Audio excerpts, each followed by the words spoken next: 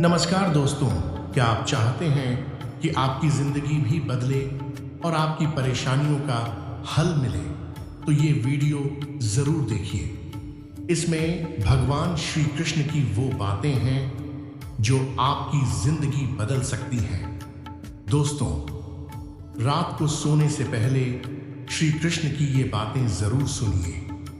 पूरे दिन की थकान के बाद जो इन्हें सुनता है उसकी थकान दूर हो जाती है। गीता में श्री कृष्ण ने अर्जुन को वही समझाया था जो आज हमारी परेशानी है। आज भी गीता के जरिए श्री कृष्ण हमारे बीच हैं, इसलिए ये वीडियो अंत तक देखिए। श्री कृष्ण कहते हैं कि जिंदगी एक चलती हुई ट्रेन की तरह है। जब तक ये चलती रहती है तब तक इसमें लोग आते जाते रहते हैं। कभी ये ट्रेन तेज भागती है, कभी धीमी चलती है और रास्ते में अलग अलग स्टेशनों पर रुकती है। कुछ नए चेहरे सफर में जुड़ जाते हैं, कुछ पुराने रिश्ते उतरकर पीछे छूट जाते हैं, लेकिन सफर कभी नहीं रुकता।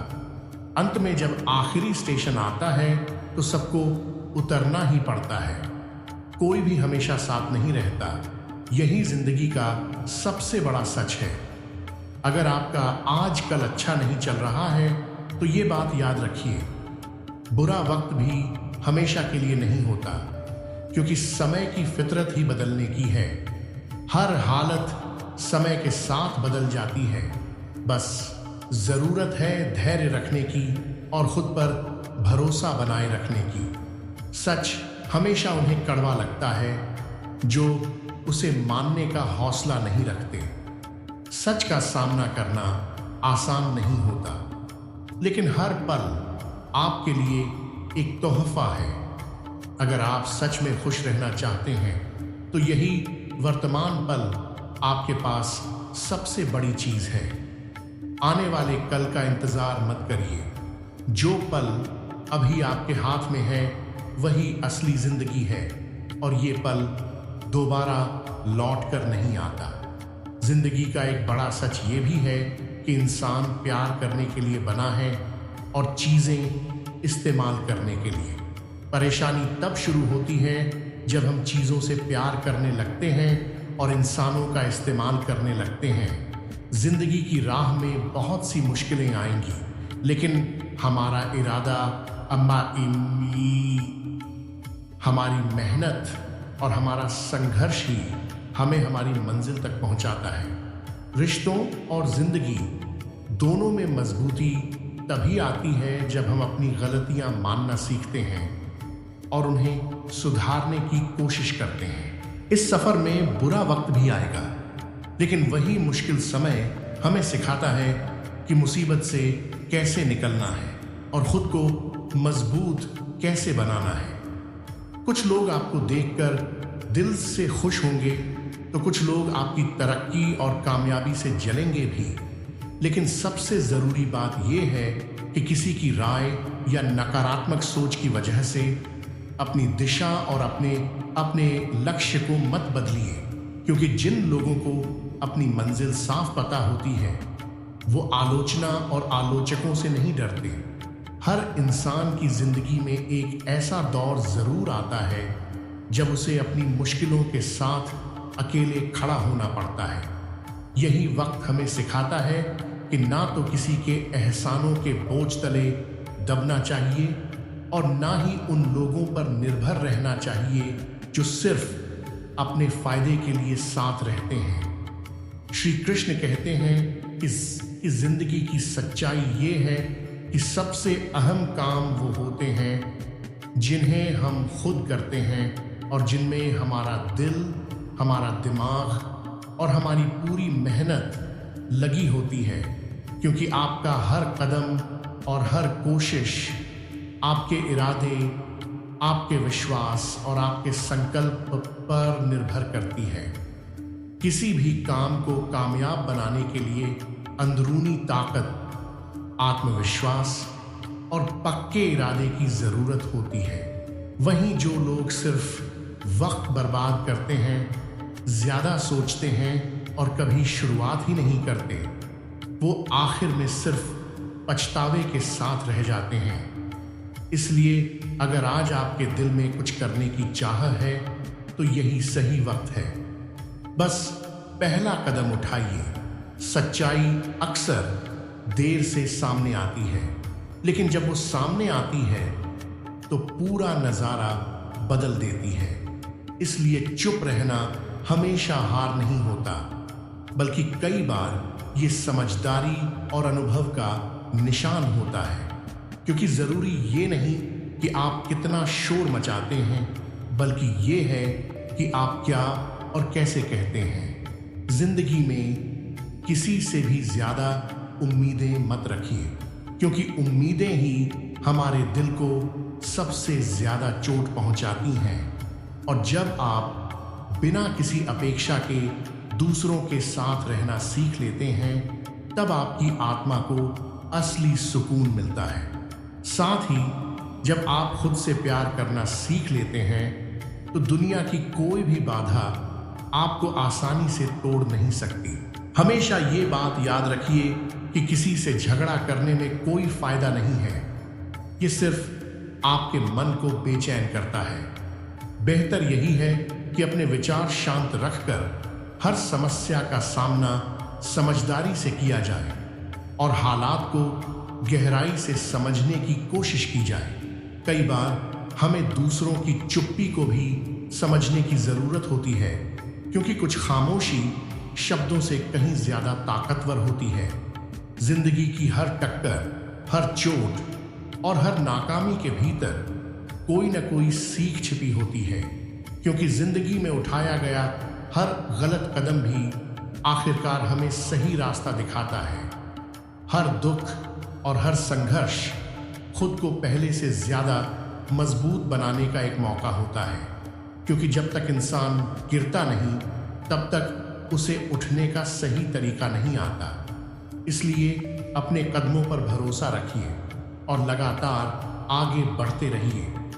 लेकिन ये भी समझ लीजिए कि अगर दो लोगों के बीच कभी मतभेद या लड़ाई ही ना हो, तो हो सकता है कि वो रिश्ता दिल से नहीं बल्कि सिर्फ दिमाग से निभाया जा रहा हो। अगर आपका इरादा साफ है और आपकी मेहनत ईमानदारी से भरी हुई है, तो ये तय मानिए कि कामयाबी एक दिन खुद चलकर आपके कदम चूमेगी। बस वक्त लग सकता है, लेकिन नतीजा जरूर मिलेगा। ये बात हमेशा याद रखिए, इस दुनिया में कोई भी इंसान हर काम में परफेक्ट नहीं हो सकता, लेकिन हर शख्स के भीतर किसी न किसी क्षेत्र में खास बनने की काबिलियत जरूर छिपी होती है। जरूरत है तो सिर्फ उसे पहचानने और निखारने की। जिंदगी में सबसे गहरा और चुभने वाला दर्द तब महसूस होता है जब इंसान अपने आंसुओं को अंदर दबाकर बाहर से मुस्कुराने का नाटक करता है। बहुत से लोग रात की खामोशी में टूटकर रोते हैं और सुबह झूठी मुस्कान ओढ़कर दूसरों को खुश रखने की कोशिश करते हैं। लेकिन ये मत भूलिए कि इतनी पीड़ा सहकर भी आगे बढ़ते रहना आपकी कमजोरी नहीं, बल्कि आपकी सबसे बड़ी ताकत है। जैसे गंदे पानी को अगर कुछ देर शांत छोड़ दिया जाए तो सारी गंदगी खुद ही नीचे बैठ जाती है। ठीक वैसे ही मुश्किलों और उलझनों के वक्त घबराने के बजाय शांत रहकर सोचने से रास्ते साफ दिखने लगते हैं। हे अर्जुन, तुम उन बातों के लिए दुखी हो रहे हो जो दुख के लायक नहीं है, क्योंकि समझदार इंसान ना तो जीवित के लिए बेकार विलाप करता है और ना ही मरे हुए के लिए। मोह और लगाव में फंसकर अपने कर्तव्यों से पीछे हट जाना सिर्फ मूर्खता है। ये ना तो तुम्हें स्वर्ग दिला सकता है और ना ही जिंदगी में यश और कीर्ति। धन इंसान को ऊंचाइयों तक पहुंचा सकता है, लेकिन ये भी सच है कि इंसान धन को अपने साथ ऊपर नहीं ले जा सकता। इसीलिए धन का घमंड बेकार है। कोई भी शख्स किसी और को रुलाकर कभी सच्ची खुशी नहीं पा सका। यही दुनिया का कायदा है। जब जिंदगी में कभी ऐसा मोड़ आए कि आपको ये तय करना पड़े कि बीता हुआ पन्ना पलटना है या पूरी किताब ही बंद कर देनी है, तब अपने मन की आवाज को मत दबाइए, क्योंकि खामोशी कई बार रिश्तों को धीरे धीरे अंदर से खोखला कर देती है। जो आंसू आंखों से गिर जाते हैं और जो लोग नजरों से गिर जाते हैं, वो अक्सर दोबारा उसी जगह नहीं लौट पाते। मुश्किल वक्त में कंधा देने वाले लोग बहुत कम मिलते हैं, लेकिन पीछे से धक्का देने वाले हर मोड़ पर मिल जाएंगे। इसीलिए लोगों की तादाद नहीं, उनकी नीयत देखिए। अगर आपके भीतर कुछ कर दिखाने की सच्ची चाहत जल रही है, तो रास्ते अपने आप बनते चले जाते हैं। लेकिन इसके लिए आपके इरादों का मजबूत और अटल होना जरूरी है। अपनी जिंदगी को अपने कर्म, अपने सच और अपने चरित्र से सजाइए, क्योंकि यही आपको अंदर से असली सुकून देगा और ऊपर वाले का आशीर्वाद दिलाएगा। जो शख्स आपसे सच्चा प्यार करता है, वो आपकी कमियों को बोझ नहीं बल्कि आपकी खासियत और ताकत मानता है। जब कोई इंसान आपका साथ छोड़कर चला जाए तो ये मत सोचिए कि वो शख्स गलत था, बल्कि ये समझिए कि वो आपकी जिंदगी का एक अध्याय था जो अब पूरा हो चुका है। जिंदगी में कई बार हम अपनी राह भटक जाते हैं, लेकिन वही भटकाव हमें किसी नए और बेहतर रास्ते की तरफ ले जाता है। जो इंसान कभी गिरता नहीं, वो कभी कुछ नया सीखता भी नहीं, क्योंकि गिरकर उठना, खुद को संभालना और फिर से चल पड़ना ही जिंदगी की असली प्रक्रिया है। जो लोग आपके साथ नहीं रहे, उनकी कमी तब महसूस नहीं होती जब आप अपना आत्मविश्वास और अपना प्यार खुद के भीतर ढूंढ लेते हैं। जिंदगी किसी के इंतजार में नहीं रुकती, इसीलिए बिना रुके अपनी राह पर आगे बढ़ते रहिए। और जब पूरी दुनिया कहे कि आप ये नहीं कर सकते, तब अपनी मेहनत, अपने साहस और अपने विश्वास से ये साबित कर दीजिए कि आप सब कुछ कर सकते हैं।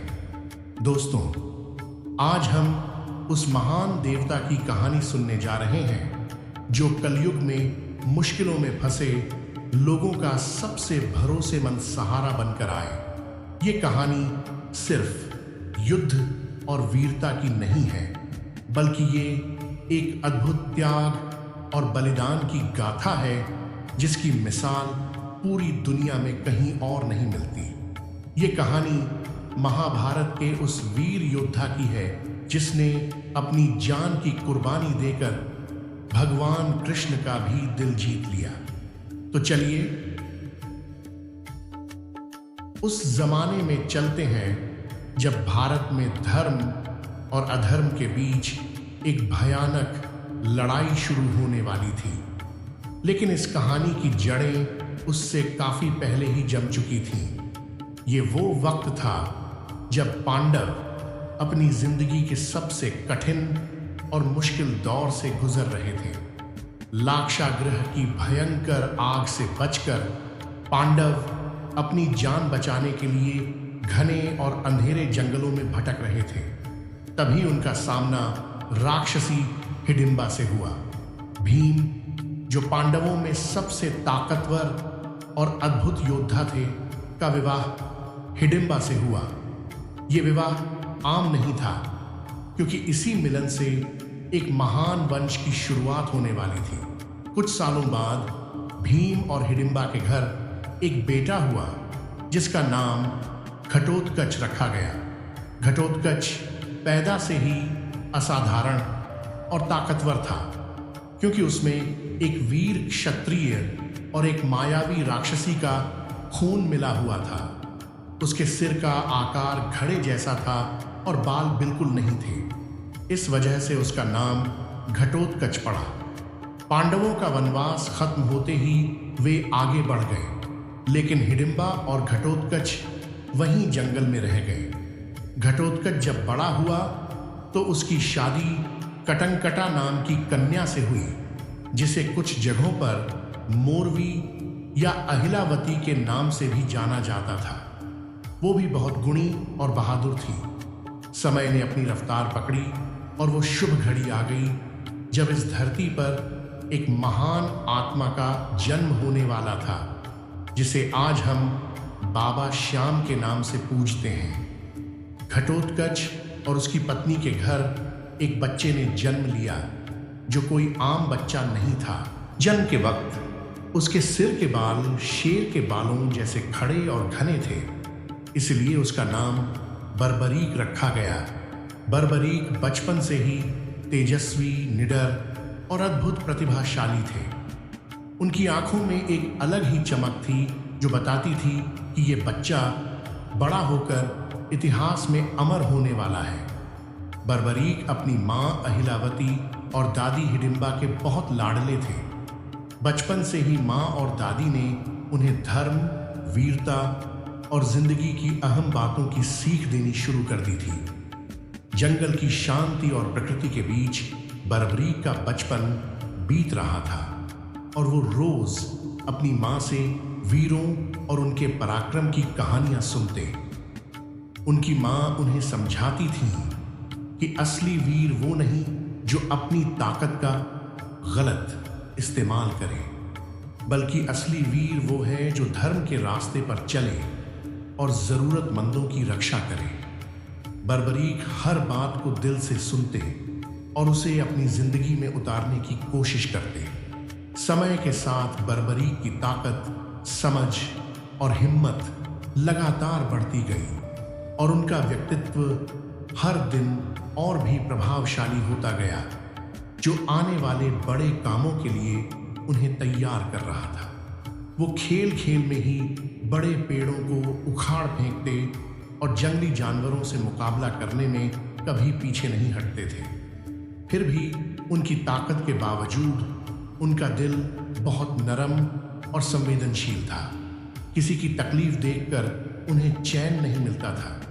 एक दिन बर्बरीक ने अपनी माँ से पूछा, माँ, इस दुनिया में सबसे बड़ा धर्म क्या है और मेरी ताकत का सही इस्तेमाल किसके लिए होना चाहिए? उनकी माँ ने प्यार से सिर पर हाथ रखते हुए जवाब दिया, बेटा, ताकत तो हर किसी के पास हो सकती है, लेकिन सच्चा वीर वो है जो हमेशा कमजोर का, जो संघर्ष कर रहा है और जिसके पास कोई सहारा नहीं है, उसका साथ देता है। माँ की ये सीख बर्बरीक के दिल पर गहरी छाप छोड़ गई और उन्होंने तुरंत मन में ठान लिया कि वो हमेशा उसी पक्ष का साथ देंगे जो कमजोर होगा। उन्होंने अपनी माँ को वचन दिया, माँ, मैं आपकी ये सीख कभी नहीं भूलूंगा। मेरी ताकत हमेशा हारे हुए की रक्षा करेगी। इसी प्रतिज्ञा ने बर्बरीक को उन सभी लोगों का सहारा बना दिया जो परेशान और अकेले थे। संस्कार और शिक्षा के साथ ही अब युद्ध कला और हथियार चलाने की विद्या सीखने का वक्त भी आ गया। बर्बरीक ने बहुत कम समय में सभी युद्ध कौशल और लड़ाई के राज सीख लिए, लेकिन उन्हें ये भी लगा कि अगर उन्हें धर्म की रक्षा करनी है तो उन्हें और भी ज्यादा ताकतवर बनना होगा और इसके लिए देवों के देव महादेव और आदि शक्तिमान दुर्गा की कृपा जरूरी थी। उन्होंने ठान लिया कि वो कठोर तपस्या करेंगे और भगवान शिव को खुश करेंगे। एकांत जंगल में जाकर उन्होंने ध्यान और साधना में मन लगाना शुरू किया, जहां ना तो सूरज की गर्मी ने उन्हें हिलाया, न बारिश का डर, न भूख प्यास ने उनका ध्यान भंग किया। उनका एकमात्र ध्यान सिर्फ भगवान शिव के चरणों में था। इतनी अटूट भक्ति और कठिन साधना देखकर भोलेनाथ बहुत खुश हुए और उनके सामने प्रकट होकर वरदान मांगने को कहा। बर्बरीक ने हाथ जोड़कर प्रणाम किया और विनती की, हे महादेव, मैं चाहता हूं कि मैं इतना सक्षम बन सकूं कि इस दुनिया में मुझे कोई हरा ना सके, ताकि धर्म की रक्षा पक्की हो सके। भगवान शिव ने उनकी भक्ति और उनके मकसद को देखकर उन्हें 3 दिव्य बाण दिए, जो इस सृष्टि में अनोखे और बहुत ताकतवर थे। ये बाण आम नहीं थे, उनमें से सिर्फ एक बाण ही पूरी लड़ाई खत्म करने के लिए काफी था। भगवान शिव ने उन्हें विस्तार से समझाया कि पहला बाण उन सभी जगहों और लोगों को चिन्हित करता है जिन्हें तुम बचाना चाहते हो। दूसरा उन जगहों को चिन्हित करता है जिन्हें तुम नष्ट करना चाहते हो। और तीसरा बाण चलने के बाद उन चिन्हित दुश्मनों का नाश करता है और खुद अपने तरकश में वापस आ जाता है। इन अद्भुत बाणों की वजह से ही बर्बरीक को 3 बाणधारी के नाम से जाना जाने लगा। इसके बाद बर्बरीक ने अग्निदेव की भी कठोर तपस्या की, जिन्होंने खुश होकर उन्हें एक दिव्य धनुष दिया जो इन 3 बाणों को चलाने में पूरी तरह सक्षम था। अब उनके पास वो ताकत आ चुकी थी जिससे वो तीनों लोगों की किसी भी लड़ाई को पल भर में खत्म कर सकते थे।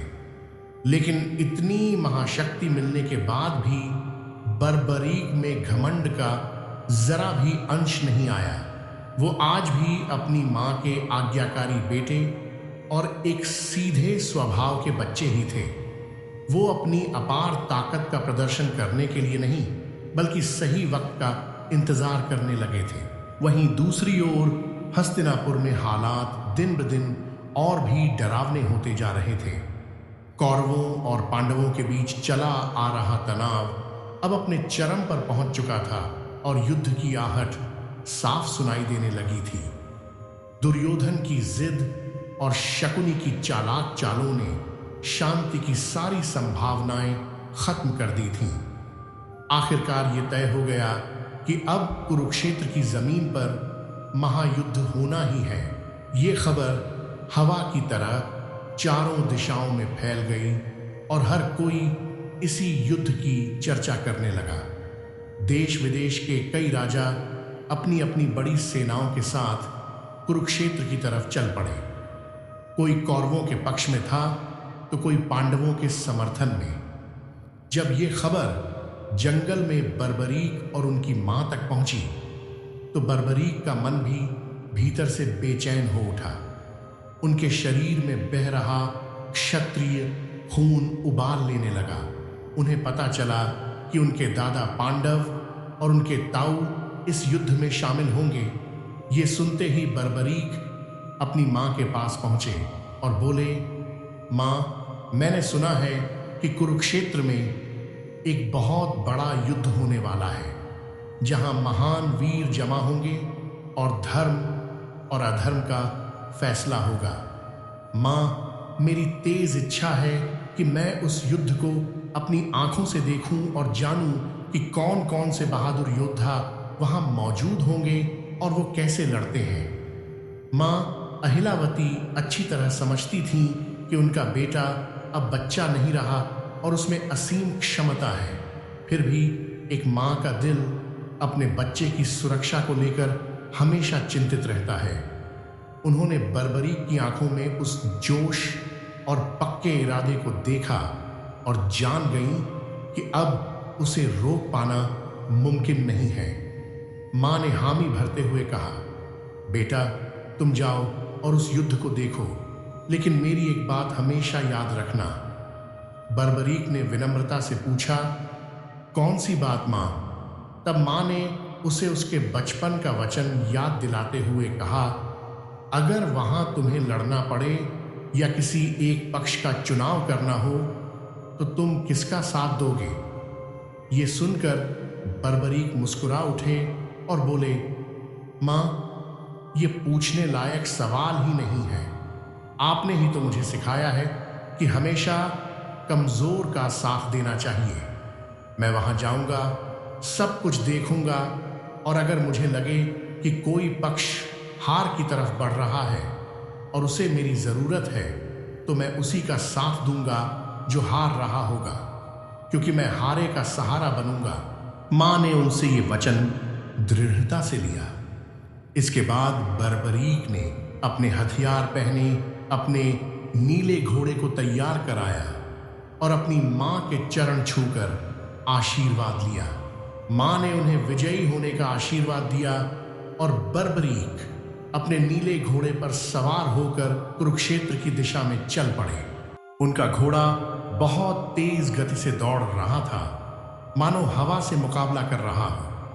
उनके कंधों पर वही 3 दिव्य बाण सुशोभित थे और हाथ में दिव्य धनुष था। उनके चेहरे पर एक अलौकिक तेज था, जिससे वो किसी आम योद्धा नहीं बल्कि साक्षात काल की तरह दिख रहे थे। रास्ते में चलते हुए बर्बरीक ये सोच रहे थे कि ये युद्ध कैसा होगा और वहां कैसे कैसे योद्धा मौजूद होंगे। उन्हें अपनी ताकत पर पूरा भरोसा था, लेकिन उनके मन में किसी तरह का अहंकार नहीं था। उनका मकसद सिर्फ युद्ध देखना और अपनी मां को दिए बाही वचन का पालन करना था। उधर सब कुछ जानने वाले भगवान श्री कृष्ण सब कुछ जान चुके थे और वो ये भी अच्छी तरह समझ रहे थे कि बर्बरीक कुरुक्षेत्र की तरफ आ रहे हैं। श्री कृष्ण जानते थे कि बर्बरीक के पास जो 3 दिव्य बाण हैं, उनकी विनाशकारी ताकत कितनी भयानक है। उन्हें यह भी साफ था कि अगर बर्बरीक ने इस महायुद्ध में हिस्सा ले लिया तो ये लड़ाई 18 दिनों तक नहीं चलेगी, बल्कि कुछ ही पलों में खत्म हो जाएगी। और सबसे गंभीर समस्या ये थी कि बर्बरीक अपनी मां को ये वचन दे चुके थे कि वो हमेशा हारने वाले का साथ देंगे। श्री कृष्ण समझते थे कि युद्ध के दौरान एक ऐसा वक्त जरूर आएगा जब कौरव कमजोर पड़ने लगेंगे, और अगर कौरव हारने लगे तो बर्बरीक अपने वचन के मुताबिक कौरवों की तरफ चले जाएंगे और पांडवों का विनाश कर देंगे। और अगर किसी वक्त पांडव मुश्किल में आए तो वो पांडवों का पक्ष लेकर कौरवों को खत्म कर देंगे। इस तरह बर्बरीक युद्ध में झूले की तरह दोनों ओर की सेनाओं का संहार करते रहेंगे और आखिर में सिर्फ वो ही जिंदा बचेंगे। ये धर्म की स्थापना के मकसद के बिल्कुल उलट था। इसलिए भगवान श्री कृष्ण ने यह तय किया कि बर्बरीक की परीक्षा लेना जरूरी है और इस गंभीर समस्या का कोई सही हल निकालना होगा। ये सोचकर भगवान श्री कृष्ण ने एक आम ब्राह्मण का रूप धारण किया और बर्बरीक के रास्ते में एक पीपल के पेड़ के नीचे जाकर खड़े हो गए, जहां वो बिल्कुल आम और गरीब ब्राह्मण की तरह दिख रहे थे। जब बर्बरीक उस रास्ते से गुजरे तो ब्राह्मण के रूप में श्री कृष्ण ने उन्हें रोक लिया। बर्बरीक ने तुरंत अपना घोड़ा रोका और पूरे सम्मान के साथ ब्राह्मण को प्रणाम किया। उन्होंने विनम्र स्वर में पूछा, हे ब्राह्मण देव, आप इस सुनसान जंगल में क्या कर रहे हैं? क्या मैं आपकी कोई सेवा कर सकता हूं? सेवा कर ही आता है। ब्राह्मण बने श्री कृष्ण ने हल्की मुस्कान के साथ बर्बरीक को गौर से देखा और बोले, बेटा, तुम तो देखने में बहुत छोटे से बच्चे लगते हो, लेकिन तुम्हारा रूप रंग किसी महान योद्धा जैसा है। बताओ, तुम इतनी तेज गति से कहाँ जा रहे हो? बर्बरीक ने आदर से जवाब दिया, महात्मा, मैं कुरुक्षेत्र जा रहा हूँ, जहाँ महाभारत का भयानक युद्ध होने वाला है। मैं उस युद्ध को देखने जा रहा हूँ और अगर जरूरत पड़ी तो उसमें हिस्सा भी लूंगा। ये सुनकर ब्राह्मण हंस पड़े और बोले, तुम युद्ध करोगे? अरे बच्चे, तुम्हारे पास तो कोई सेना नहीं है और तुम बिल्कुल अकेले हो। तुम्हारे तरकश में भी सिर्फ 3 ही बाण दिख रहे हैं। क्या तुम इन 3 आम से बाणों के भरोसे महाभारत जैसी बड़ी लड़ाई लड़ने की सोच रहे हो, जहां भीष्म पितामह, गुरु द्रोण, कर्ण और अर्जुन जैसे महारथी मौजूद हैं, जिनके पास अनगिनत हथियार हैं? तुम इन 3 बाणों से उनका मुकाबला कैसे करोगे? बेहतर है घर लौट जाओ और खेल कूद करो। ये युद्ध तुम्हारी क्षमता से बाहर है। ब्राह्मण की बातें सुनकर बर्बरीक के मन में जरा भी गुस्सा पैदा नहीं हुआ, बल्कि उनके चेहरे पर एक शांत मुस्कान आ गई। उन्होंने पूरे विश्वास के साथ ब्राह्मण देव से कहा, हे महात्मा, आप इन 3 बाणों की गिनती देखकर भ्रमित ना हो। ये कोई आम लोहे के बाण नहीं हैं। ये खुद भगवान शिव द्वारा दिए गए बहुत शक्तिशाली और विनाशकारी अस्त्र हैं।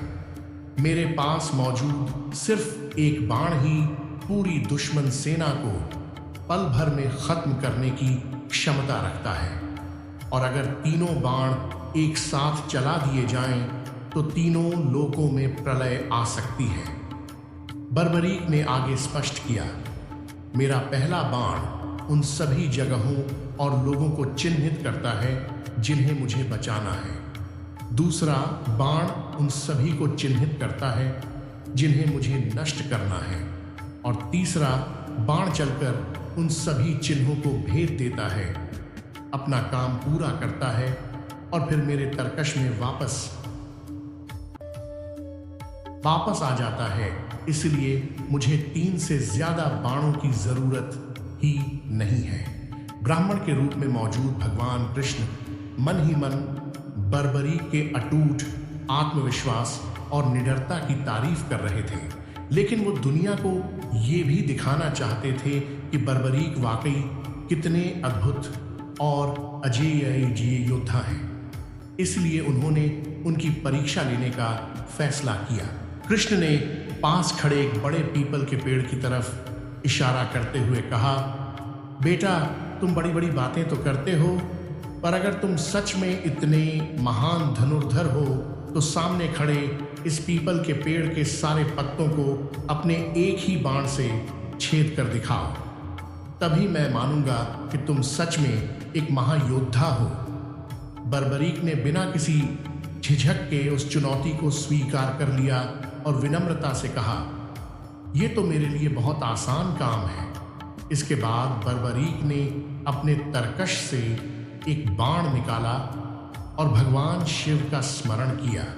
जैसे ही उन्होंने धनुष पर बाण चढ़ाया और ध्यान लगाकर आंखें बंद की, उसी पल भगवान कृष्ण ने एक सूक्ष्म लीला रच दी और पीपल के पेड़ का एक पत्ता तोड़कर चुपचाप अपने पैरों के नीचे दबा लिया। कृष्ण ये परखना चाहते थे कि क्या बर्बरीक का बाण उस छिपे हुए पत्ते को भी ढूंढ पाएगा या नहीं। बर्बरीक ने मंत्र बोलते हुए बाण छोड़ दिया। वो बाण तेज गति से आसमान में गूंजता हुआ आगे बढ़ा और देखते ही देखते पीपल के पेड़ के एक एक पत्ते को छेदता चला गया। पेड़ पर असंख्य पत्ते थे, लेकिन बाण की रफ्तार और सटीकता इतनी भयानक थी कि एक पल में ही सारे पत्ते छिद्रित हो गए। इसके बाद जो नजारा सामने आया, उसे देखकर ब्राह्मण के रूप में खड़े भगवान कृष्ण भी हैरान रह गए। सारे पत्तों को छेदने के बाद वो बाण वापस बर्बरीक के तरकश में लौटने की बजाय घूमकर भगवान कृष्ण के पैरों के पास आ गया और उनके पैर के पास मंडराने लगा। बाण वहीं हवा में रुक गया, मानो कोई इशारा कर रहा हो। ये देखकर बर्बरीक सब कुछ समझ गए। उन्होंने मुस्कुराते हुए ब्राह्मण से कहा, हे ब्राह्मण देव, कृपया अपना पैर हटा लीजिए। लगता है कि आपके पैर के नीचे भी पीपल का एक पत्ता दबा हुआ है और मेरा बाण उसी को छेदना चाहता है, लेकिन वो आपके सम्मान की वजह से रुका हुआ है। अगर आपने पैर नहीं हटाया तो ये आपके चरण को छेदते हुए उस पत्ते को नष्ट कर देगा। ये सुनकर भगवान कृष्ण ने मन ही मन मान लिया कि ये बच्चा वाकई अजेय है। इसका निशाना कभी चूक नहीं सकता और इसकी ताकतों का कोई मुकाबला नहीं है।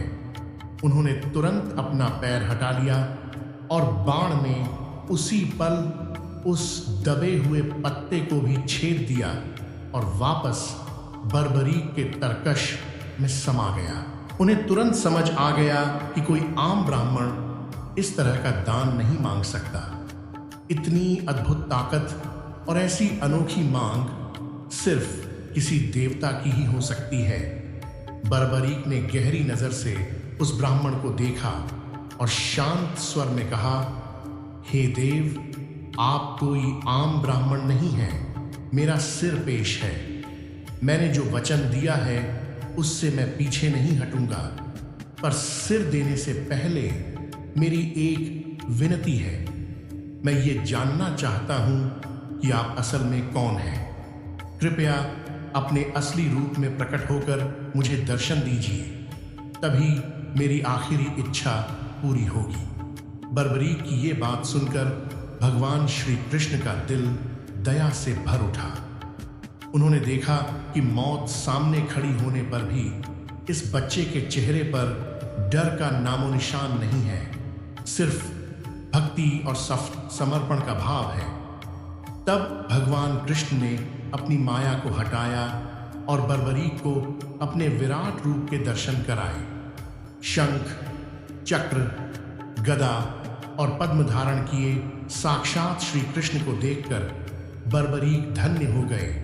उन्होंने जमीन पर झुककर प्रणाम किया और कहा, प्रभु, मुझे पहले ही अंदाजा हो गया था, आज मेरी जिंदगी सफल हो गई। इसके बाद भगवान ने बर्बरीक को समझाते हुए कहा, हे बेटा, ये युद्ध धर्म और अधर्म के बीच होने वाला है और इस रणभूमि की पूजा के लिए सबसे महान वीर की कुर्बानी जरूरी थी। मैंने तीनों लोकों में तलाश की, पर तुमसे बड़ा दानी और तुमसे बड़ा बहादुर कोई नहीं मिला, इसलिए तुम्हें चुना गया है। ये सुनकर बर्बरीक ने हाथ जोड़कर कहा, प्रभु, आपने मुझे इस लायक समझा, ये मेरा परम सौभाग्य है। मैं अपना सिर आपको अर्पित करता हूँ, पर मेरी एक आखिरी चाह अभी बाकी है। मैं घर से ये सोचकर निकला था कि महाभारत का युद्ध अपनी आंखों से देखूंगा और मैंने अपनी माँ से इसका वचन दिया था। अगर मैं अपना सिर दे दूंगा तो ये युद्ध कैसे देख पाऊंगा? मेरी ये चाह अधूरी रह जाएगी।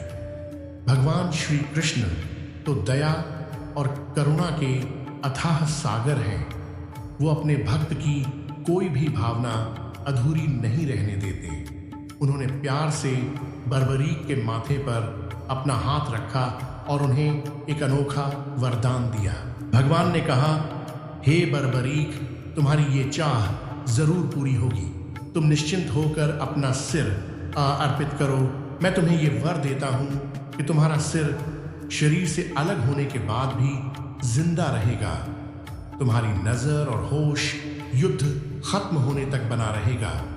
जब तक ये महायुद्ध पूरा नहीं होगा, तब तक तुम मौत को प्राप्त नहीं होगे।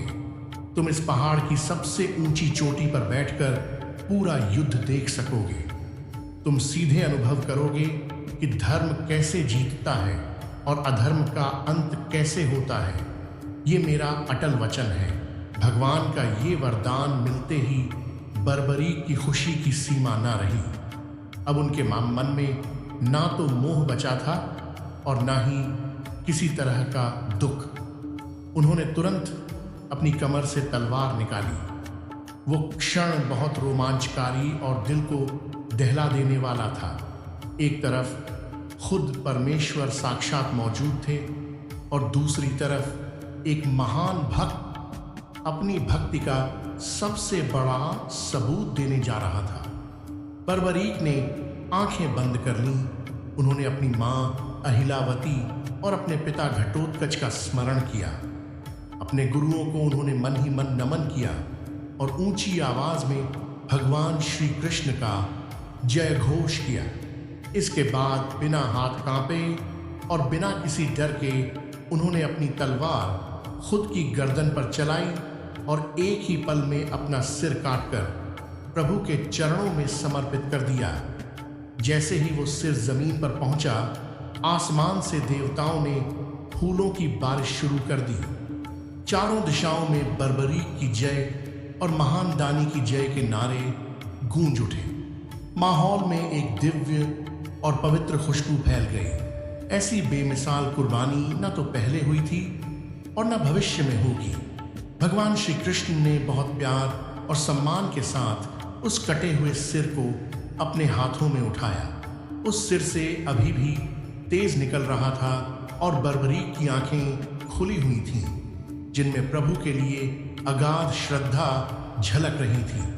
भगवान ने उस सिर को अमृत से सिंचित किया ताकि वो युद्ध खत्म होने तक सुरक्षित, ताज़ा और अखंड बना रहे। इसके बाद भगवान श्री कृष्ण उस सिर को लेकर कुरुक्षेत्र के पास स्थित एक बहुत ऊंची पहाड़ी की चोटी पर पहुंचे और वहां एक ऊंचे खंभे या पेड़ पर उसे स्थापित कर दिया।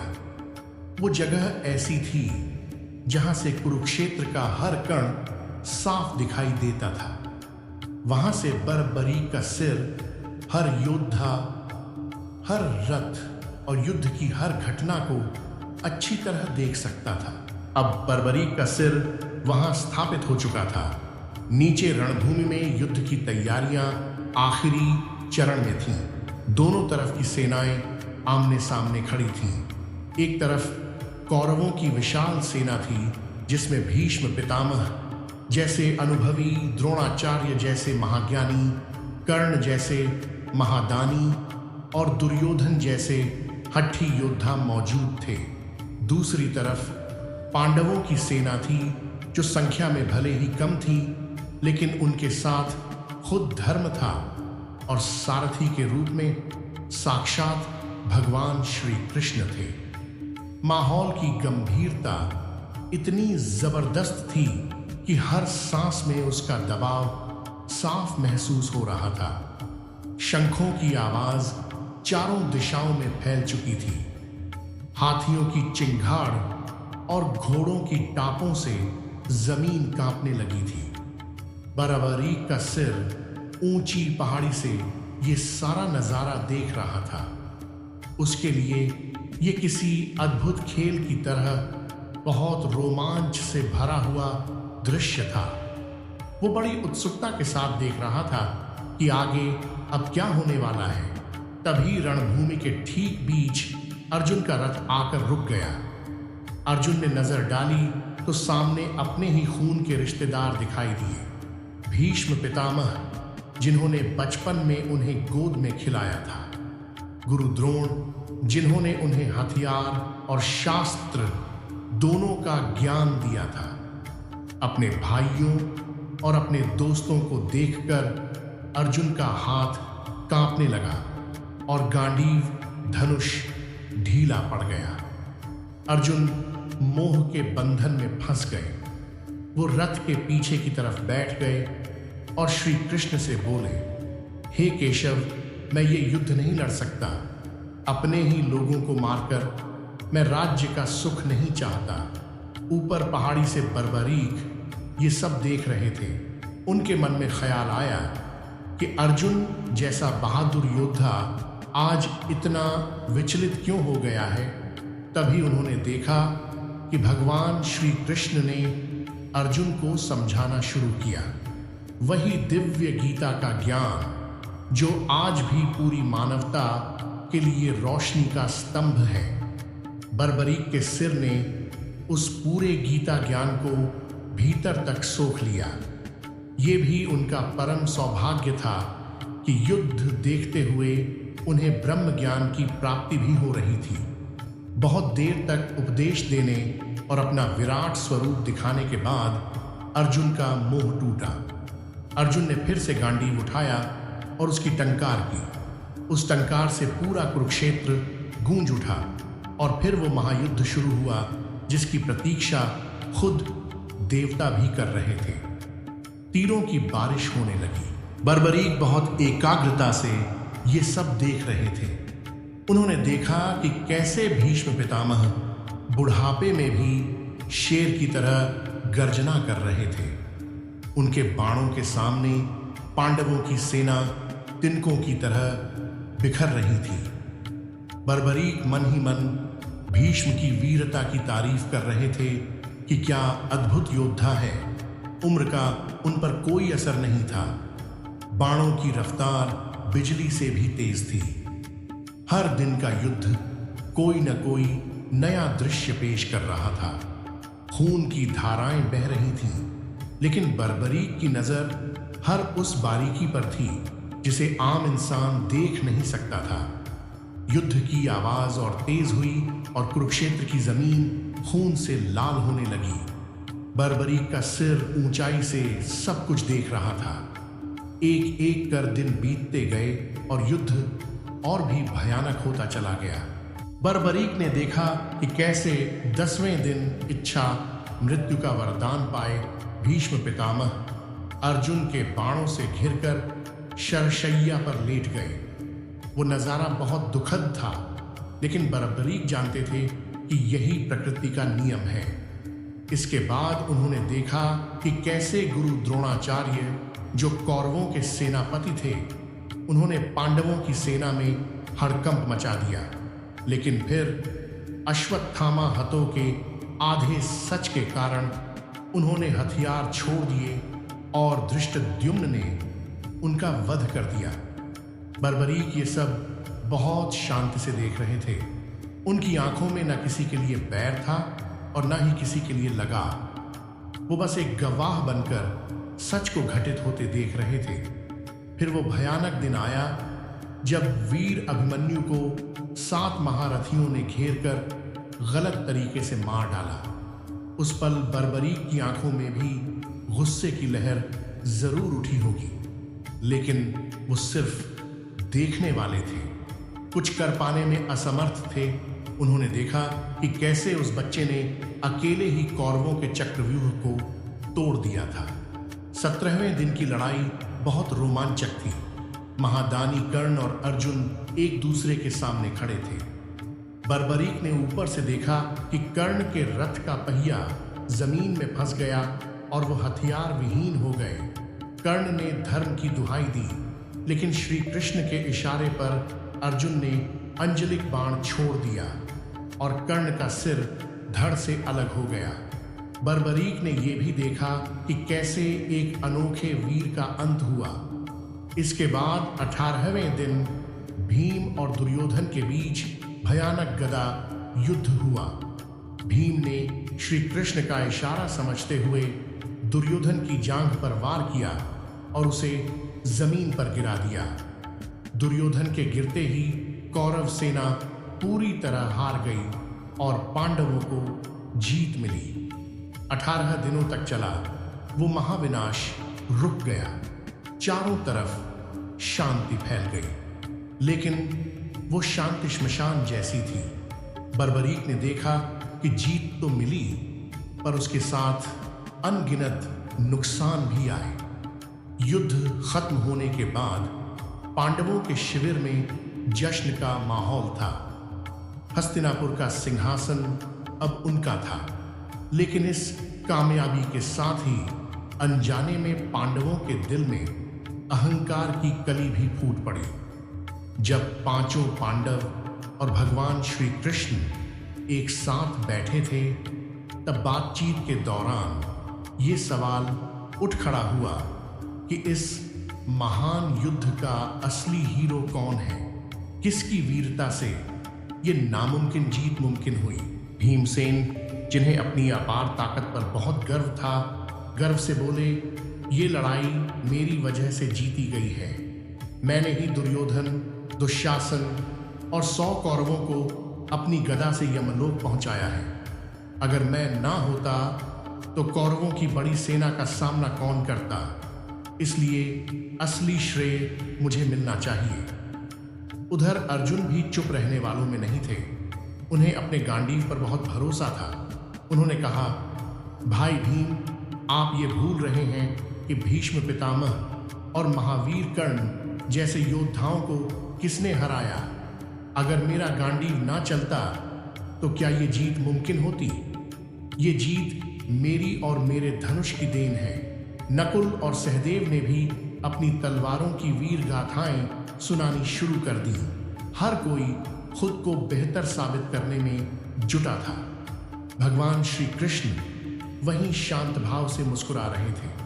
वो देख रहे थे कि जिन्होंने धर्म के लिए इतनी बड़ी लड़ाई लड़ी, वही अब मैं और मेरा के भ्रम में फंस रहे हैं। जीत का अहंकार इंसान की समझ को कैसे ढक लेता है, ये उसका जीता जागता उदाहरण था।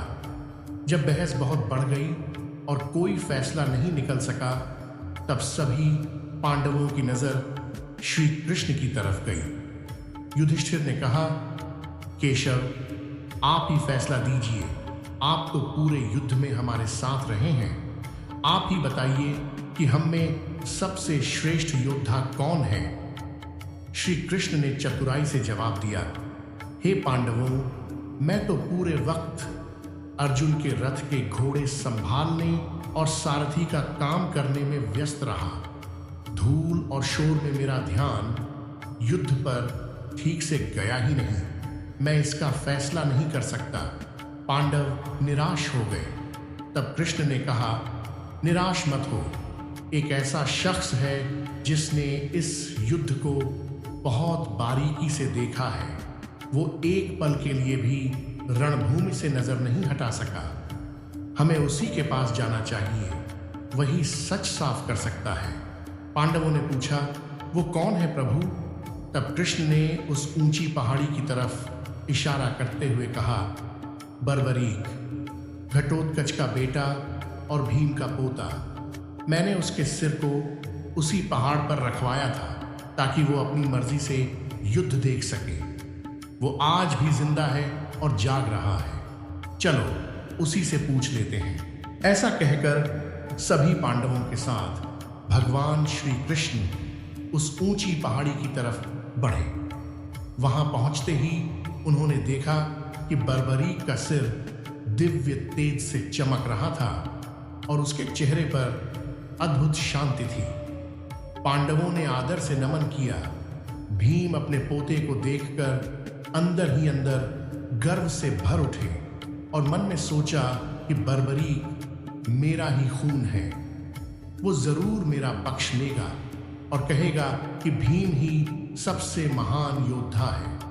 अर्जुन को भी पूरा भरोसा था कि बर्बरीक ने उनकी धनुर्विद्या और पराक्रम को करीब से देखा है, इसलिए वो उनका ही नाम लेगा।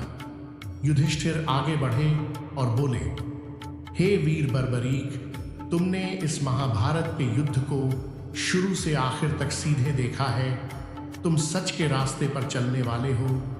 कृपया हमारी शंका दूर करो। बताओ कि इस लड़ाई में तुम्हें किस योद्धा का शौर्य सबसे बेहतर लगा, किसकी वजह से कौरवों का विनाश हुआ और धर्म की जीत मुमकिन हुई। ये सवाल सुनते ही बर्बरीक जोर से हंस पड़े। उनकी हंसी पहाड़ों की घाटियों में गूंजने लगी। पांडव एक दूसरे का चेहरा देखने लगे कि वो ऐसे क्यों हंस रहे हैं। हंसी रोककर बर्बरीक ने जो कहा, उसने सबके पैरों तले से जमीन खिसका दी। उन्होंने कहा, हे पूज्य ताऊ और काका, आप लोग किस वीरता की बात कर रहे हैं? माफी चाहता हूं, लेकिन सच ये है कि मुझे इस पूरे युद्ध में आप में से कोई भी असल में लड़ता हुआ नहीं दिखाई दिया। ये सुनकर पांडव दंग रह गए और बोले, बेटा, ये तुम क्या कह रहे हो? हम सभी रणभूमि में थे। हमने अनगिनत बाण चलाए और बेशुमार दुश्मनों को मारा। तब बर्बरीक बोले, मेरी नजर झूठ नहीं देखती। मैंने युद्ध भूमि में सिर्फ एक ही चक्र को घूमते देखा और वो था भगवान श्री कृष्ण का सुदर्शन चक्र। जब भी किसी दुश्मन पर कोई बाण पड़ता, उससे पहले ही सुदर्शन चक्र उसका अंत कर चुका होता था। आप सभी तो सिर्फ गिरे हुए को मार रहे थे। और दूसरा जो मैंने देखा वो ये कि पापियों के खून से अपनी प्यास बुझाने के लिए रणभूमि में महाकाली विकराल रूप धारण कर घूम रही थी। जो भी योद्धा गिरता वो उनका भोजन बन जाता। हे पांडवों, मुझे पूरे कुरुक्षेत्र में सिर्फ 2 ही ताकतें सक्रिय दिखाई दी। एक खुद श्री कृष्ण और दूसरी महाकाली। कर्ता भी वही थे और कर्म भी वही। आप लोग तो सिर्फ जरिया थे, जैसे कठपुतलियां। असली युद्ध तो खुद नारायण ही लड़ रहे थे। बर्बरीक का ये परम सच सुनकर पांडवों का सारा अहंकार एक पल में चूर चूर हो गया। अर्जुन का सिर झुक गया, भीम का गर्व पिघल गया और सभी को अपनी गलती का गहरा एहसास हुआ। उन्हें समझ आ गया कि उनका घमंड बेकार था और सब कुछ प्रभु की इच्छा से ही हुआ था। पांडवों ने हाथ जोड़कर भगवान श्री कृष्ण से माफी मांगी और जान लिया कि उनका घमंड तोड़ने के लिए ही प्रभु उन्हें बर्बरीक के पास लाए थे। बर्बरीक के निष्पक्ष और सच्चे शब्दों से भगवान श्री कृष्ण बहुत खुश हुए। उन्होंने प्यार से बर्बरीक के सिर की तरफ देखा और कहा, हे बर्बरीक, तुमने आज सिर्फ सच का पक्ष ही नहीं लिया, बल्कि मेरे असली स्वरूप को भी पहचान लिया। तुमने धर्म के लिए अपना सिर अर्पित किया और फिर भी सच के रास्ते से नहीं हटे। मैं तुम्हारे इस त्याग और भक्ति से बहुत प्रसन्न हूं। इसके बाद भगवान श्री कृष्ण ने अपना वचन हाथ बर्बरीक के सिर पर रखा और ऐसा वरदान दिया जो युगों तक याद किया जाएगा। प्रभु बोले, हे वीर, कलयुग में धर्म कमजोर होगा और अधर्म बढ़ेगा। उस युग में इंसान स्वार्थ में डूब जाएगा, लेकिन उस अंधेरे समय में तुम मेरे नाम से पूजे जाओगे, क्योंकि तुमने अपना सिर मुझे दान दिया है और मेरा रूप भी वही है। श्याम सांवला एक है, इसलिए आज से तुम्हारा नाम श्याम होगा और पूरी दुनिया तुम्हें खाटू श्याम के नाम से याद करेगी। मैं अपनी पूरी ताकत, अपना दिव्य तेज और अपनी कृपा तुम्हें अर्पित करता हूं। जो भी भक्त, चाहे वो कितने भी पापों में डूबा क्यों ना हो, अगर सच्चे दिल से तुम्हारे दरवाजे पर आएगा तो तुम उसकी करुण पुकार जरूर सुनोगे। तुम हमेशा हारे हुए का सहारा कहलाओगे। जब इंसान चारों तरफ से टूट जाएगा, जब दुनिया उसे ठुकरा देगी, तब तुम ही उसका हाथ थामकर उसे संभालोगे। तुम्हारे दरबार में जो भी खाली झोली लेकर आएगा, वो भरपूर कृपा पाकर लौटेगा। तुम्हारा ये सिर भक्तों की मनोकामनाएं पूरी करने वाला कामधेनु बनेगा। काल चक्र लगातार घूमता रहा।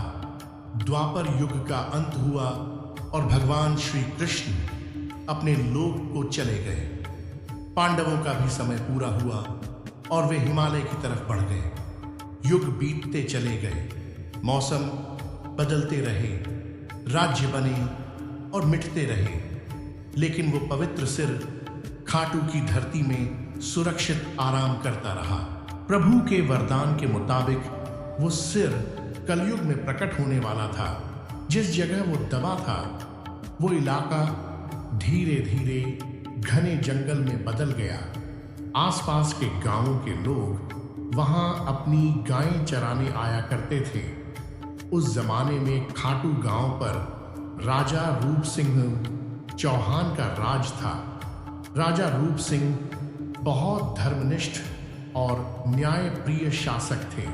उनकी महारानी नर्मदा कंवर भी भगवान की परम भक्त थीं। राज्य की प्रजा खुश और संतुष्ट थी, लेकिन किसी को ये पता नहीं था कि उनकी जमीन के नीचे अपार दिव्य खजाना छिपा हुआ है।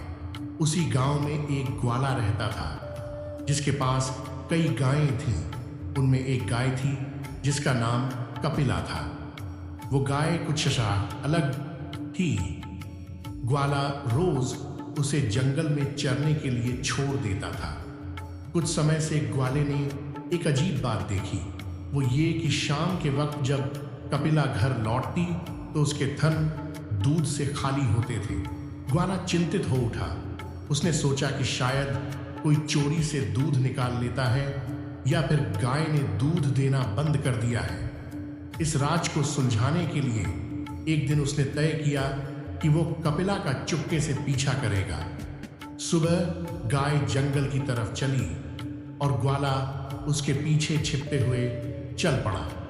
चलते चलते गाय जंगल के बीच एक सुनसान जगह पर पहुंची। वहां घनी झाड़ियां थीं और एक ऊंचा सा टीला था। ग्वाले ने जो नजारा देखा उस पर उसे अपनी आंखों पर यकीन नहीं हुआ। कपिला उस टीले पर खड़ी हो गई और उसके थनों से अपने आप दूध की धार बहने लगी। वो दूध सीधे जमीन में समा रहा था। ऐसा लग रहा था मानो वो किसी अदृश्य देवता का अभिषेक कर रही हो। ग्वाला डर गया और तुरंत भागता हुआ राजा रूप सिंह चौहान के दरबार में पहुंचा। हाँफते हुए उसने राजा को सारी घटना सुनाई।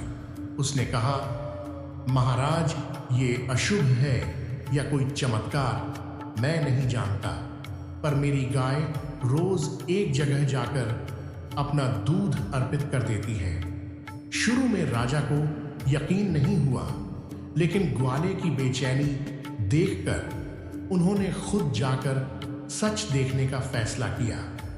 राजा अपने मंत्रियों और सिपाहियों के साथ जंगल पहुंचे।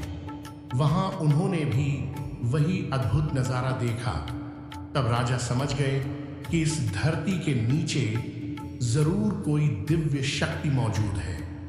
उन्होंने तुरंत सिपाहियों को चौस को सावधानी से खुदाई करने का हुक्म दिया। खुदाई शुरू हुई, फावड़े चलने लगे, मिट्टी हटती गई और धीरे धीरे गांव के लोग भी वहां जमा हो गए। सबके दिल की धड़कनें तेज हो चुकी थीं। काफी नीचे तक खुदाई होने के बाद अचानक फावड़ा किसी सख्त चीज से टकराया और एक भारी सी टन की आवाज गूंज उठी।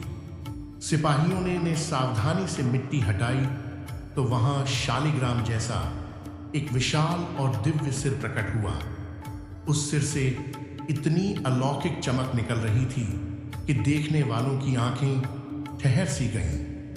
वो वही बर्बरीक का पवित्र सिर था जो हजारों साल बाद भगवान श्री कृष्ण के वचन को पूरा करने के लिए धरती से बाहर आया था। सिर के प्रकट होते ही उसी रात राजा रूप सिंह चौहान को एक अद्भुत सपना आया। सपने में उन्होंने एक दिव्य, तेजस्वी और वीर पुरुष के दर्शन किए, जिन्होंने कहा, राजन, मैं महाभारत युग का वीर बर्बरीक हूं। श्री कृष्ण के वरदान से कलयुग में मेरा नाम श्याम हुआ है।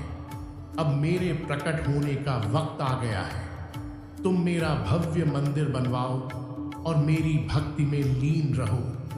राजा की आंख खुली तो उनका शरीर पसीने से भीगा हुआ था, लेकिन मन में एक अनोखी शांति और खुशी फैल गई थी। उन्होंने तुरंत रानी नर्मदा कंवर को अपना सपना सुनाया। रानी तो पहले से ही भगवान में गहरी आस्था रखती थी।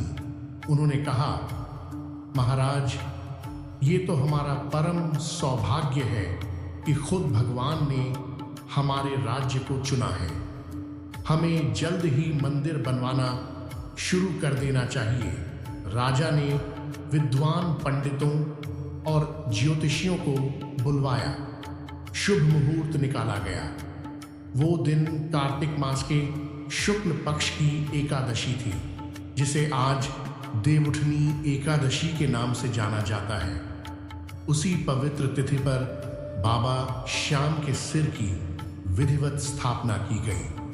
तभी से 11 एकादशी बाबा श्याम को बहुत प्रिय मानी जाती है और भक्त इस दिन खास व्रत, भजन और कीर्तन करते हैं।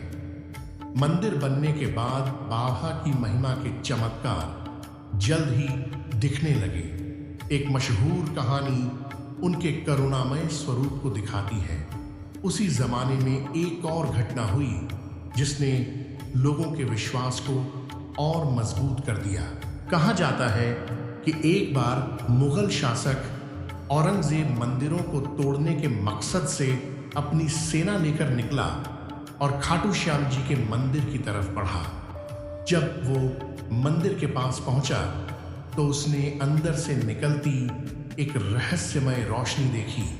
उसने तलवार खींची और मूर्ति को तोड़ने आगे बढ़ा, लेकिन जैसे ही उसने वार करना चाहा, मूर्ति से खून की धार बहने लगी। उसी पल उसकी सेना के घोड़े बिदक गए और सिपाही डरकर पीछे हटने लगे। कहा जाता है कि औरंगजेब खुद भी उस दैवी ताकत से डरकर वहां से भाग गया। बाबा श्याम ने खुद अपने धाम और अस्तित्व की रक्षा की। ये खबर आग की तरह फैल गई कि खाटू के बाबा साक्षात जागृत देव हैं। वक्त के साथ खाटू धाम की महिमा दूर दूर तक फैलती चली गई। राजा रूप सिंह चौहान के बाद उनके वंशजों ने भी मंदिर सेवा को लगातार आगे बढ़ाया। आज जो भव्य मंदिर दिखाई देता है, उसकी मरम्मत और विस्तार दीवान अभय सिंह जी ने करवाया था। मंदिर की कला बहुत खूबसूरत है। संगमरमर की नक्काशी, चांदी के दरवाजे और सोने का शिखर भक्तों को मोहित कर लेते हैं, लेकिन मंदिर की भौतिक सुंदरता से ज्यादा अहम वहां की दिव्यता है। जैसे ही कोई भक्त तोरण द्वार से अंदर कदम रखता है, उसे लगता है मानो वो किसी और लोक में आ गया हो। माहौल में धूप, अगरबत्ती और इत्र की खुशबू छाई रहती है। चारों तरफ हाथी घोड़ा पालकी, जय कन्हैया लाल की और श्याम बाबा की जय के नारे गूंजते रहते हैं।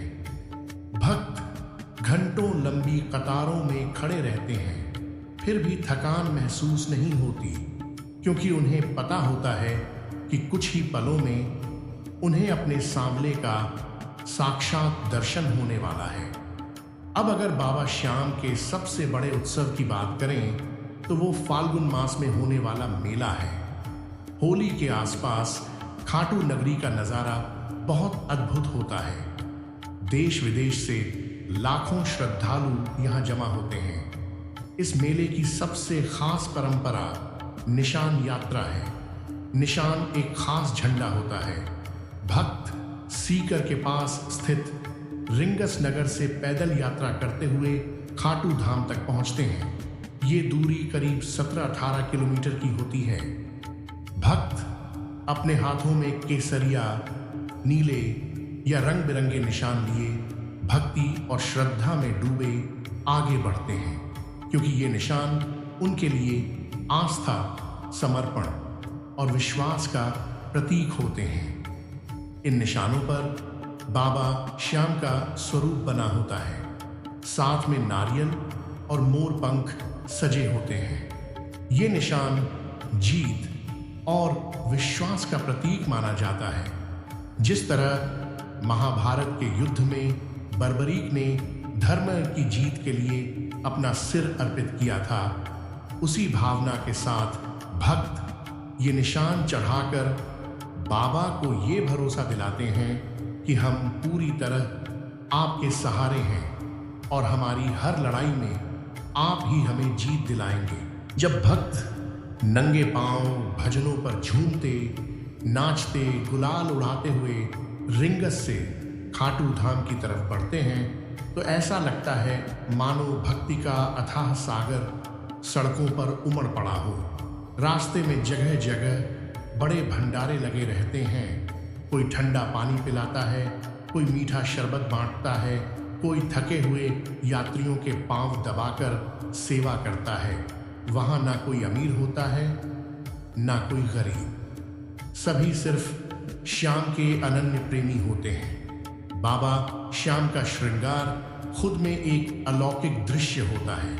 रोज उन्हें अलग अलग फूलों से सजाया जाता है, कभी सुगंधित गुलाबों से, कभी पीले गेंदे से, तो कभी दुर्लभ विदेशी फूलों से। उनका वस्त्र और आभूषण इतने मनमोहक होते हैं कि भक्त बिना पलक झपकाए देखते रह जाते हैं।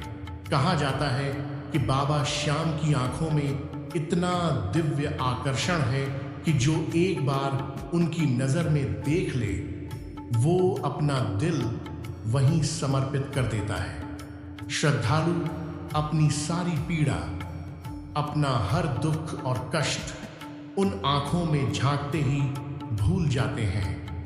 कई भक्त मंदिर में घुसते ही भाव विभोर होकर रो पड़ते हैं। ये आंसू दुख के नहीं बल्कि उस मिलन के होते हैं, उस अपनत्व के होते हैं जो किसी को अपने पिता के घर पहुंचकर महसूस होता है। बाबा श्याम को लखदातार इसलिए कहा जाता है क्योंकि वो बिना गिनती किए देते हैं। वो ये फर्क नहीं करते कि मांगने वाला कौन है। जो भी सच्ची श्रद्धा से हाथ फैलाता है उसकी झोली भर जाती है। अनगिनत लोगों के बिगड़े काम बने हैं। इतनी मनोकामनाएं पूरी हुई हैं कि आज हर घर में खाटू श्याम जी की तस्वीर और कीर्तन की आवाज सुनाई देती है।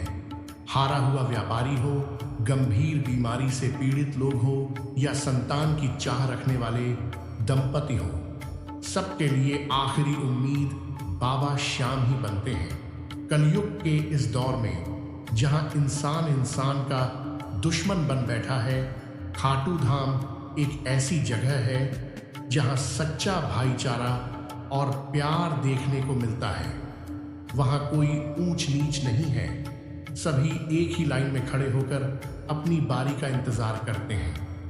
बाबा श्याम की कहानी हमें यही संदेश देती है कि त्याग कभी बेकार नहीं जाता।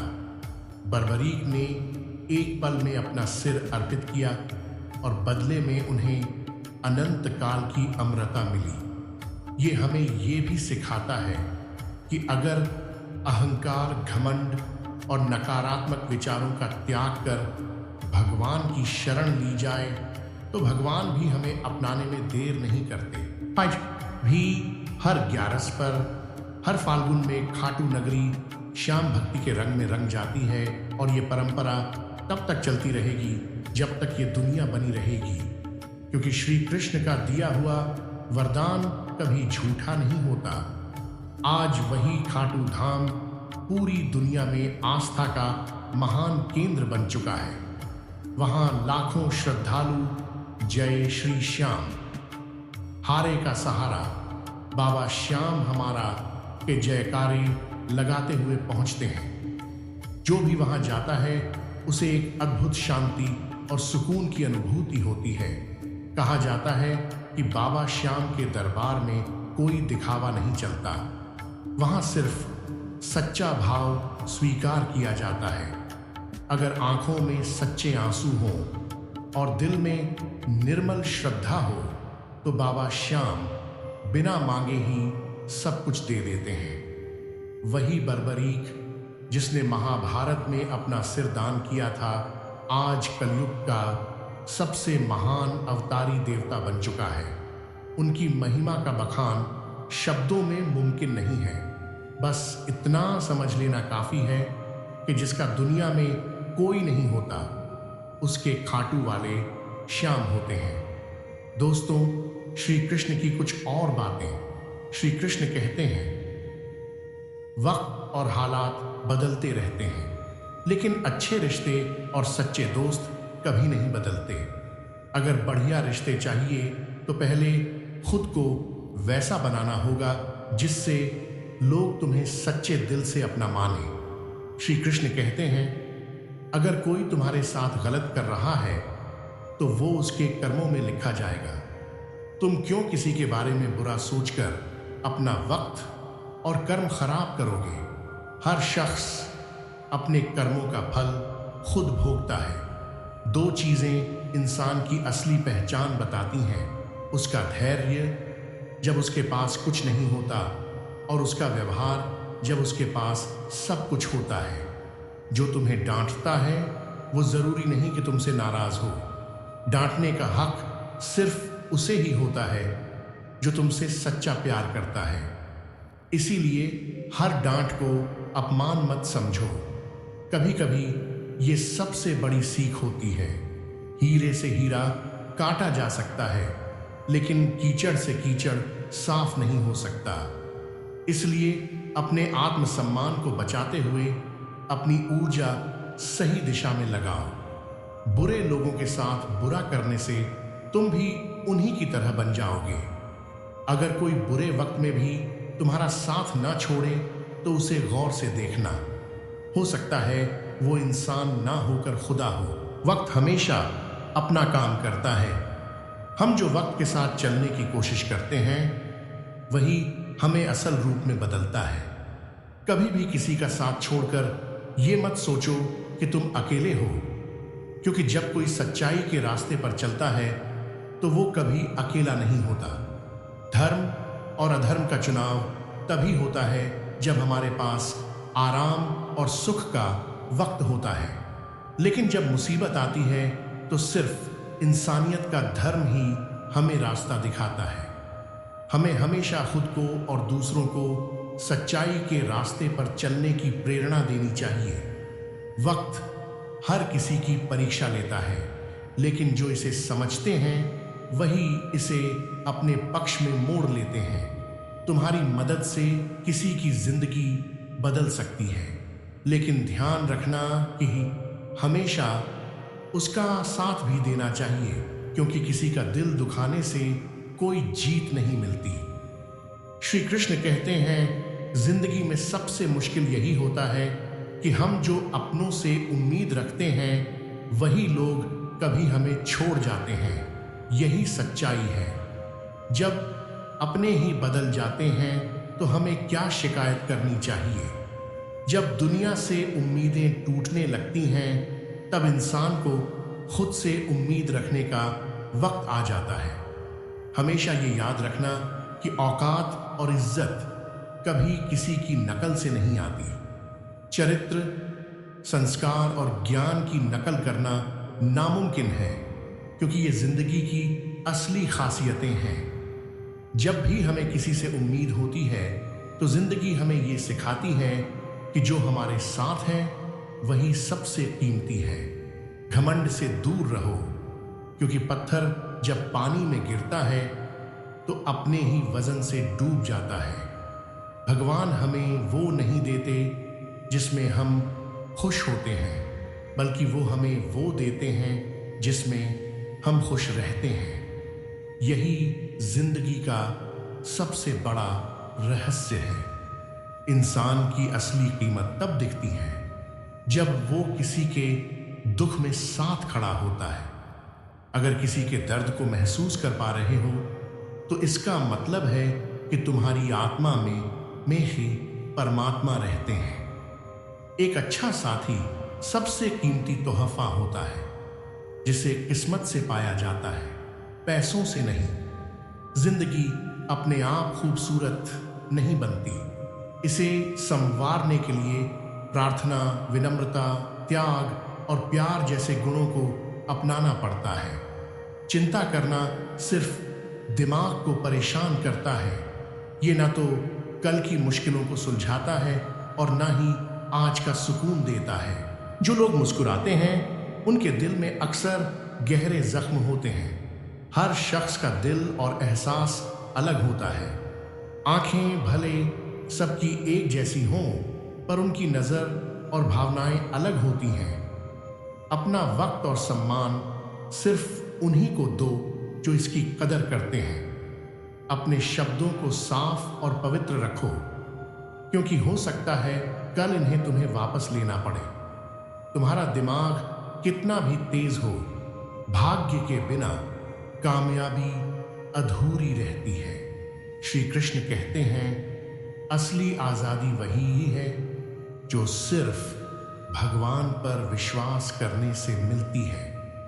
हम सभी के पास एक जैसी प्रतिभा नहीं हो सकती, लेकिन अपनी प्रतिभा को निखारने के मौके सबके लिए बराबर हैं।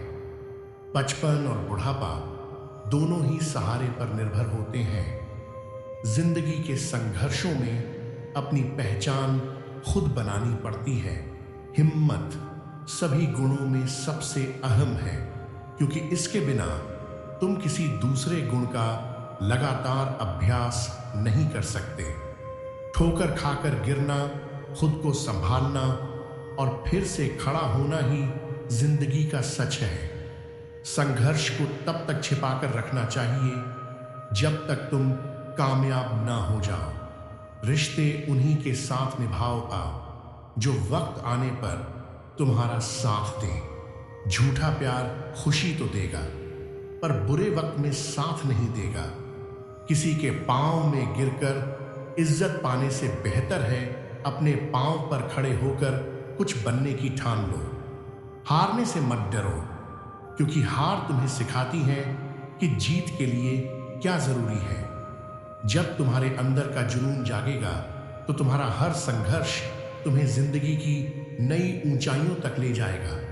श्री कृष्ण कहते हैं, रिश्ते बातचीत से जिंदा रहते हैं, गलत फहमियों से मुरझा जाते हैं, अहंकार से बिखर जाते हैं और चुप्पी की लड़ाई से मर जाते हैं।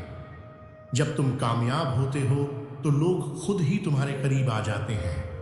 लेकिन ये याद रखना, इतने महंगे मत बनो कि लोग भूलने से डरें और इतने सस्ते भी मत बनो कि लोग तुम्हें नचाने लगें। जिंदगी में हर रोल निभाना आसान नहीं होता, इसके लिए बार बार टूटना पड़ता है।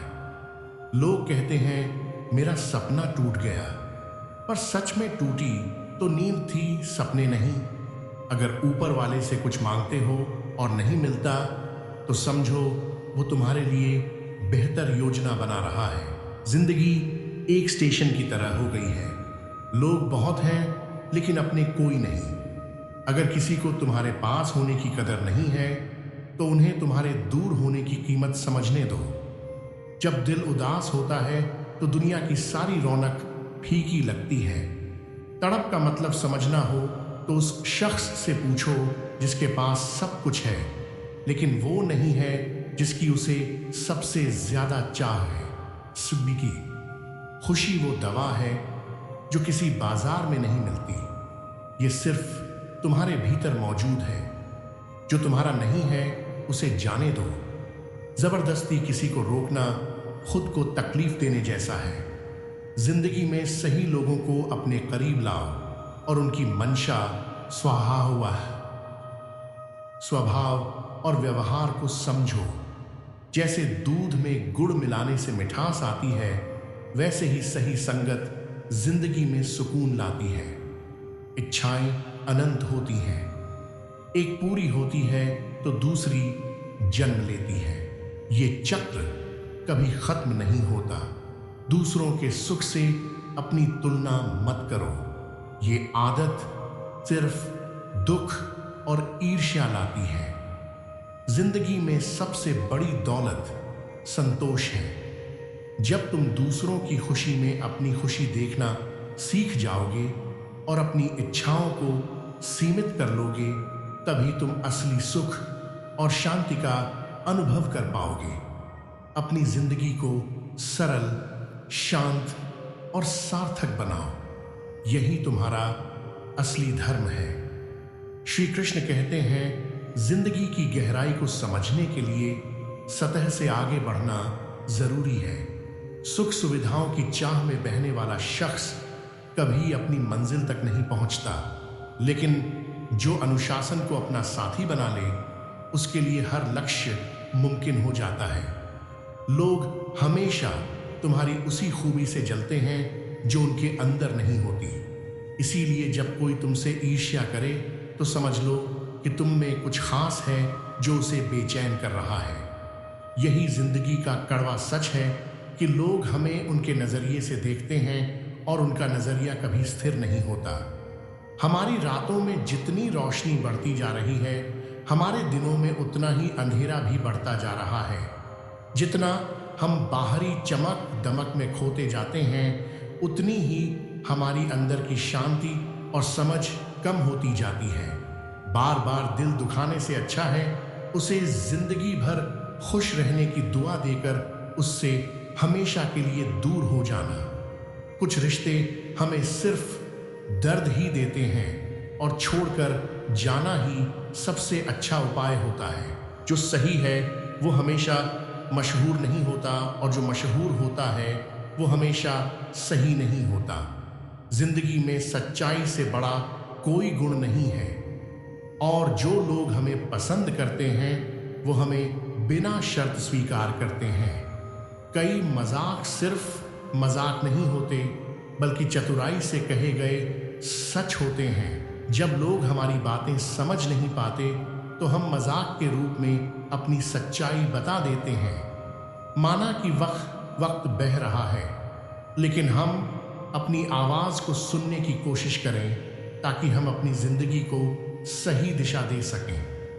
वक्त सिर्फ हमारी आंखों से नहीं सुनता, बल्कि हमें भी अपनी आवाज से इसे सुनाना होता है।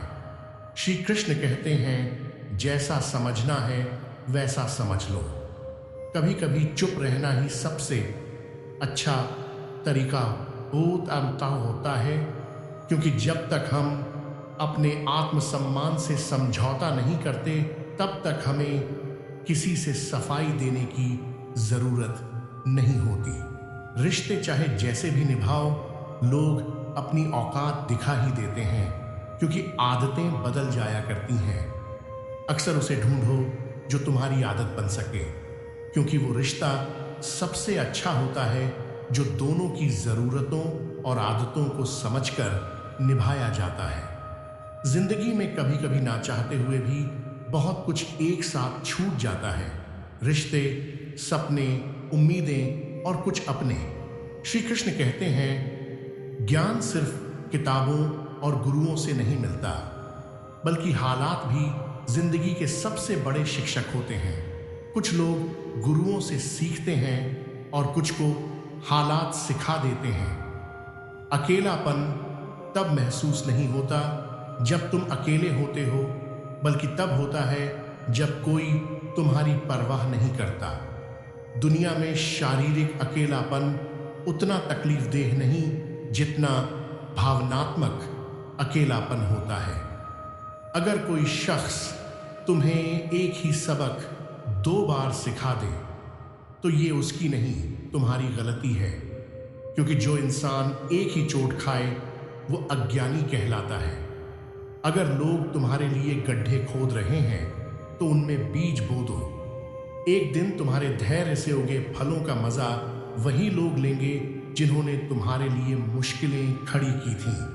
जो शख्स सच बोलने की हिम्मत रखता है उसे दुनिया सबसे ज्यादा गलत समझती है।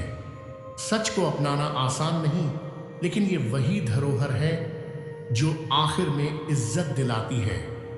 एक वक्त ऐसा आता है जब महसूस होता है कि कुछ लोगों से दूर रहना ही सबसे अच्छा था, लेकिन ये भी सच है कि हर अनुभव तुम्हें मजबूत और समझदार बनाता है।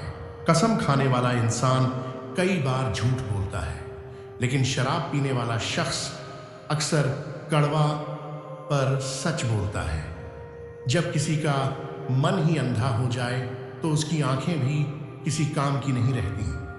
इसीलिए किसी को सच दिखाने की जिद मत करो। जो समझना चाहेगा वो बिना कहे भी समझ जाएगा। औकात से ज्यादा इज्जत दे दी जाए तो कुत्ते भी काटने पर उतर आते हैं। इसलिए सम्मान वहीं दो जहां उसकी कीमत समझी जाए, और वहां नहीं जहां इसे कमजोरी समझा जाता है। इंसान ने झूठ बोलना तब सीखा जब उसे सच बोलने की सजा मिलने लगी। यही दुनिया की फितरत है। सच कड़वा होता है और झूठ मीठा, लेकिन आखिरी जीत हमेशा सच की ही होती है। जवानी में जो इंसान अपनी मनचाही चीजों की कुर्बानी दे सकता है वही जिंदगी में असली कामयाबी पाता है। त्याग के बिना कोई भी महान नहीं बनता। लोग तुम्हारी उन्हीं खूबियों से जलते हैं जिनकी उनके अंदर सबसे ज्यादा कमी होती है। इसीलिए अगर कोई तुम्हारी बुराई कर रहा है तो समझ लो कि तुम में कुछ ऐसा है जो उसे खुद में नहीं मिला। दुनिया की यही फितरत है, जो आगे बढ़ता है उसी को लोग रोकने की कोशिश करते हैं, लेकिन तुम अपने कर्म पर ध्यान दो और आगे बढ़ते रहो। श्री कृष्ण कहते हैं, इस दुनिया में कई बार हम खुद को अकेला महसूस करते हैं, लेकिन हौसला बनाए रखना जरूरी है। जो कुछ भी तुमने नहीं खोया वही तुम्हारी सबसे बड़ी ताकत है। जैसे झूला पीछे जाने के बाद और ऊंचा उठता है, वैसे ही जिंदगी के उतार चढ़ाव हमें आगे बढ़ने की सीख देते हैं। मुश्किल वक्त हमेशा अच्छे दिनों की शुरुआत का संकेत होता है। असली ताकत उम्र में नहीं बल्कि सोच और समझ में होती है।